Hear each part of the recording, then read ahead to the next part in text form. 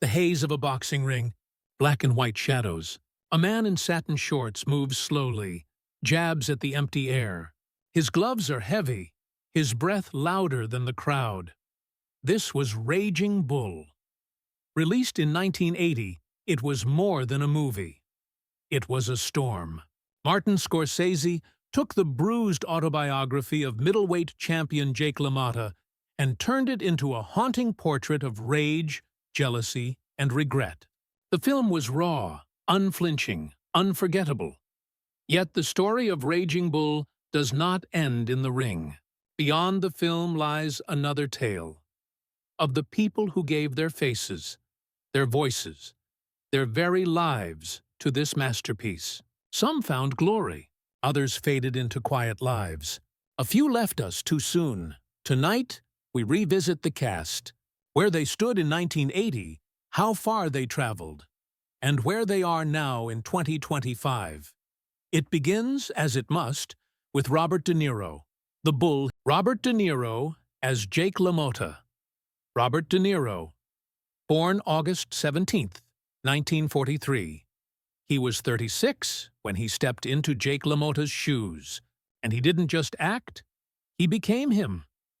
He trained like a fighter, sparred in real gyms, and even entered exhibition matches. To capture LaMotta's later years, he transformed his body, gaining over 60 pounds, a commitment that stunned Hollywood. The result? An Academy Award for Best Actor and a performance still studied today. Before Raging Bull, De Niro had already carved his name with Taxi Driver and The Deer Hunter.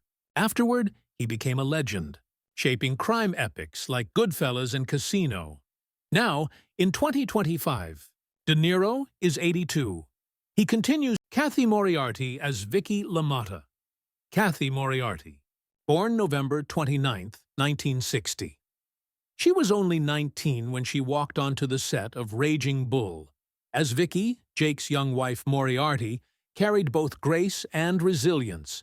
She matched De Niro's intensity with her own poise, earning an Academy Award nomination for Best Supporting Actress. Few debuts have been so powerful. Afterward, her husky voice and commanding presence found roles in films like Soap Dish and Casper. Hollywood often cast her as the tough, knowing woman, yet no role ever equaled her fierce beginning. Today, at 64, Moriarty lives more quietly, making occasional appearances. For many fans, she remains frozen in the black and white frames of Scorsese's masterpiece, the young woman who refused to be broken. But Vicky's story was entwined with Jake's brother Joey, played by an actor who nearly left Hollywood before this role saved him, Joe Pesci. Joe Pesci as Joey LaMotta, born February 9, 1943. He was 37 when he joined Raging Bull. At the time, his career was nearly over. As Joey, Jake's brother and confidant, Pesci delivered humor, loyalty, and fiery temper. His scenes with De Niro, from tender exchanges to violent confrontations, became the film's emotional spine. The performance earned him his first Academy Award nomination. Pesci's career exploded afterward. He gave us Tommy in Goodfellas, Nicky in Casino, and even comic brilliance in Home Alone. His voice, his timing, his unpredictability, unforgettable. By the late 1990s, Pesci stepped back from film, preferring golf, music, and a quieter life. But he returned for The Irishman in 2019, proving his power had not faded. Now 82, Pesci remains private, his silence as intriguing as his voice once was. But Joey's loyalty met resistance in the form of Jake's rivals, embodied by Frank Vincent, another face destined for gangster lore. Frank Vincent as Salvi Batts, born August 4, 1937. He was 43 when he appeared as Salvi Batts. Salvi was smooth, dangerous, and sly. A small role, but one that hinted at Vincent's future as one of Hollywood's most recognizable made men. Before acting, Vincent was a drummer, even performing in a lounge act with Joe Pesci. That friendship led them both to Scorsese. After Raging Bull, Vincent became a fixture of crime dramas. Billy Batts in Goodfellas, Frank Marino in Casino, and Phil Leotardo in The Sopranos. His calm menace, his silver hair, his voice, iconic. Sadly, Frank Vincent passed away in 2017 after heart surgery. He was 80. His legacy remains etched in the gallery of unforgettable mob figures. But in Raging Bull, he was temptation, the crack in Jake's fragile world. To steady that world, there was Tommy Como, brought to life by Nicholas Colasanto. Nicholas Colasanto as Tommy Como. Nicholas Colasanto, born January 19, 1924. He was 56 when he played Tommy Como, Jake's manager. Colasanto was a steady presence, a man trying to balance Jake's temper against the interests of the mob. His performance carried weary authority, the sense of someone who had seen too much but kept going anyway. Though audiences today may best remember him as Coach on the beloved sitcom Cheers, Colasanto's career also included directing and acting across television and film. His gentle humor and soft spirit won fans everywhere, but his health was fragile. Just 5 years after Raging Bull in 1985, he passed away from heart disease at age 61. His absence on Cheers was deeply felt, and his legacy lives in the warmth he brought to the screen. In Scorsese's world, however, steadiness always gave way to chaos, and chaos often arrived in the ring. Eddie Mustafa Muhammad as opponent. Eddie Mustafa Muhammad, born April 30, 1954. He was 26 when he stepped into the ring for Raging Bull. But unlike most actors, he wasn't pretending. Muhammad was a real boxer, a skilled light heavyweight who would soon become WBA champion in 1980. His presence gave the film's fight scenes their authenticity, blurring the line between drama and sport. After his reign in the ring, Muhammad turned to training, guiding young fighters and passing down his knowledge. His name still carries respect in boxing circles. Now 71, in 2025, Muhammad remains remembered as both athlete and teacher, and for film fans, as one of the few real fighters immortalized in Scorsese's masterpiece.